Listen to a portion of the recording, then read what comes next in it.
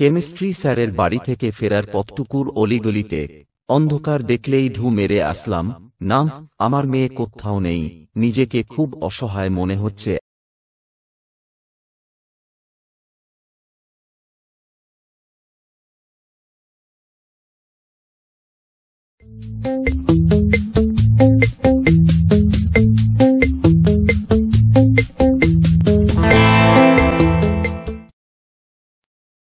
একদিন অফিস থেকে ফেরার সময় শিয়ালদা থেকে ট্রেনে উঠেছি।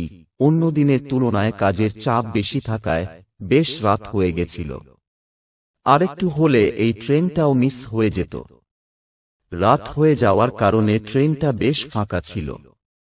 ছুটতে ছুটতে এসে কোনো রকমে একটা কামরায় উঠলাম। লোকজন বিশেষ একটা নেই। হঠাৎ আমার নজর গেল একটা জানলার ধারে হলুদ চুড়িদার পরা একটি মেয়ে বসে আছে। সেও নিশ্চয়ই অফিস থেকেই ফিরছে। মেয়েটিকে নজরে পড়ার আরেকটি কারণ হল কয়েকটি ছেলে তাকে ক্রমাগত বিরক্ত করে যাচ্ছিল। আমি মেয়েটাকে পিছন থেকে দেখতে পাচ্ছি। ছেলেগুলোর মধ্যে একজন মেয়েটার দিকে চেপে বসেছে, কথা বলতে বলতে হেসে তার গায়ের উপরে হেলে পড়ছে। মেয়েটি অস্বস্তি অনুভব করে কিছু একটা বলতেই এক কথা দুই কথায় কথা কাটাকাটিতে চলে গেল প্রায়। অনেকের মতো আমিও অনেকক্ষণ ধরে খেয়াল করলেও বারবার না দেখার ভান করে চোখ সরিয়ে নিচ্ছিলাম। বিরক্ত লাগছিল। কোথায় ভাবলাম একটু ঘুমিয়ে ফিরব। যত সব ঝামেলা। মেয়েটির গন্তব্যস্থল মনে হয় এসে গিয়েছিল। সে উঠে দাঁড়িয়ে জায়গা থেকে বের হবার চেষ্টা করল, কিন্তু ছেলেগুলো তাকে সিটের জায়গা থেকে কিছুতেই বের হতে দিচ্ছিল না। মেয়েটি বোধহয় সামনেই নামবে, বারবার বলছে সাইড দিতে, কিন্তু ওরা পরস্পরের হাঁটু দিয়ে মেয়েটার বের হবার রাস্তা আটকে দিয়ে মজা দেখছে আর খ্যা খ্যা করে হাসছে। হালকা ভিড় ট্রেনে, সবাই দেখতে পাচ্ছে কিন্তু কিছু বলছে না। যেন মজা দেখছে সবাই, তার মধ্যে আমিও একজন। কেউ কেউ বলছে, একা মেয়ে যখন লেডিসে উঠলেই তো ভালো ছিল। কে যেন বলল, এই রাতে একা বের হওয়া ঠিক হয়নি মেয়েটার। কেউ আবার বলল, মেয়েটার নিশ্চয়ই লটরঘটর আছে ওদের কারোর সাথে, নইলে এত মেয়ে থাকতে। ট্রেনের গতি ধীর হয়েছে, কয়েক সেকেন্ডের মধ্যে থামবে সামনের স্টেশনে। মেয়েটা শেষ পর্যন্ত মরিয়া হয়ে তার যতদূর সম্ভব হিল জুতো দিয়ে ছেলেগুলোর পা মারিয়ে দিয়ে বেরিয়ে এলো ওখান থেকে। কারণ ছেলেগুলো আ করে উঠতেই তাদের মধ্যে একটা ছেলে রেগে মেয়েটার ওড়না টেনে ধরতেই, মেয়েটা তার হাতের ব্যাগ দিয়ে সজোরে তার হাতে মারতেই ছেলেটা নিজের হাত ধরে কোকিয়ে উঠল।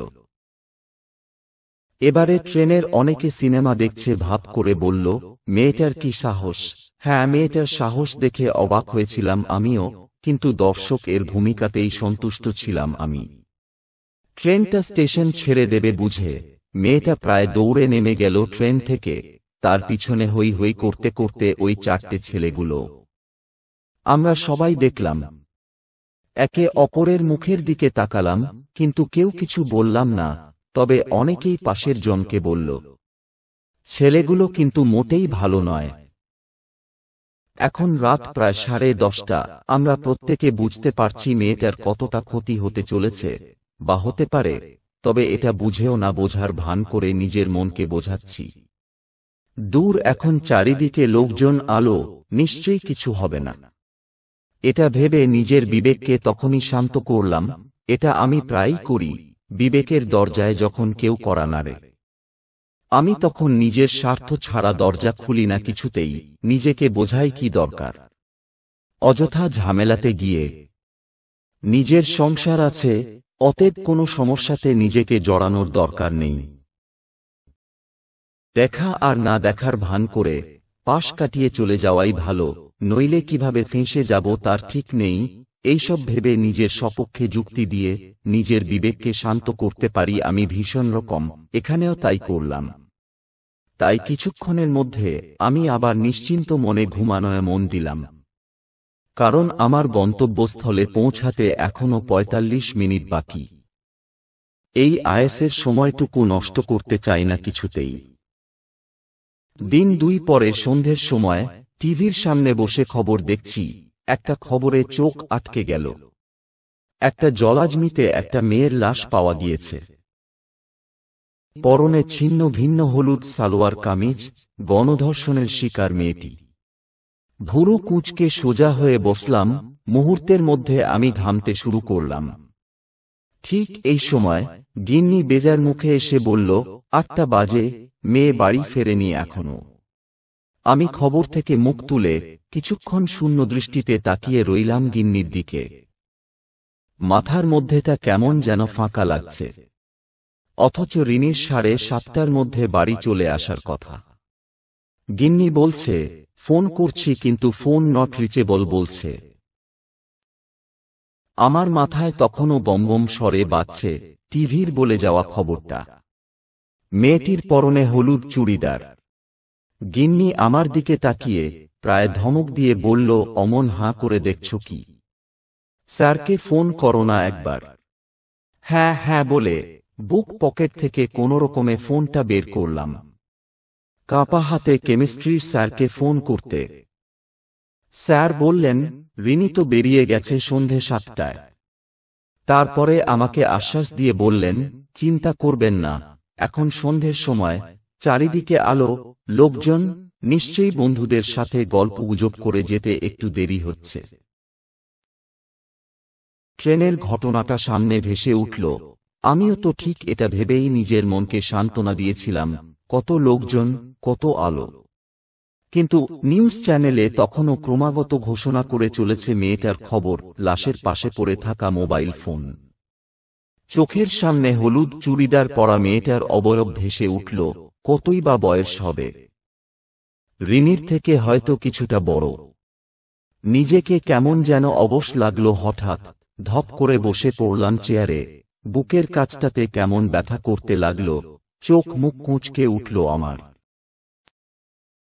আমার মুখের দিকে তাকিয়ে ভয়ে কাঁদতে কাঁদতে আমার চোখে মুখে ঘাড়ে জল দিতে লাগল। আমি জানি না কি হয়েছে আমার, শুধু এখন মনে হচ্ছে আমি বা আমরা কি পারতাম না সেই সময় ছেলেগুলোকে ধমক দিতে, ছেলেগুলোর হাত থেকে তখনই মেয়েটাকে বাঁচাতে। মেয়েটাকে তাহলে ওরা শেষ পর্যন্ত টেনে নিয়ে গিয়ে। উফ, নিজের বিবেক যন্ত্রণায় আমার কেমন অস্থির লাগছে। বারবার মাথায় আসছে রিনির ফোনটা নট রিচেবল কেন বলছে। কি হলো আমার মেয়েটার? প্রায় 8:30 বাজতে চলল। কি ওই মেয়েটির ফোনও এইভাবেই নট রিচেবল বলছিল? ওর বাবা মাও কি সেদিন? আর ভাবতে পারছি না। কোনোরকমে নিজেকে ধাতস্থ করে উদ্ভ্রান্তের মতো জামা প্যান্ট পরে বাইক বের করলাম, কিন্তু কোথায় কতদূর যাব? কোথায় খুঁজব মেয়েকে? এখানে আশেপাশের কোথাও অন্ধকার জায়গায়, নাকি কোনো জলাজমিতে? মেয়েকে কি আর সুস্থ অবস্থাতে ফিরে পাব? এসব চিন্তায় দিশেহারা আমি গাড়ি স্টার্ট দিলাম। গিন্নি দরজার কাছে দাঁড়িয়ে মুখে আঁচল চাপা দিয়ে কাঁদতে থাকল। আমার কানে শুধু ভেসে চলেছে একটাই খবর, পরনে হলুদ চুড়িদার। এই মেয়েটির বাবাও নিশ্চয়ই সেদিন রাতে আমার মতোই অসহায়ভাবে মেয়েকে খুঁজতে বের হয়েছিল। আমি আর ভাবতে পারছি না। কেমিস্ট্রি স্যারের বাড়ি থেকে ফেরার পথটুকুর অলিগলিতে অন্ধকার দেখলেই ঢু মেরে আসলাম। না, আমার মেয়ে কোথাও নেই। নিজেকে খুব অসহায় মনে হচ্ছে এখন। চোখ দিয়ে জল গড়িয়ে পড়ল আমার।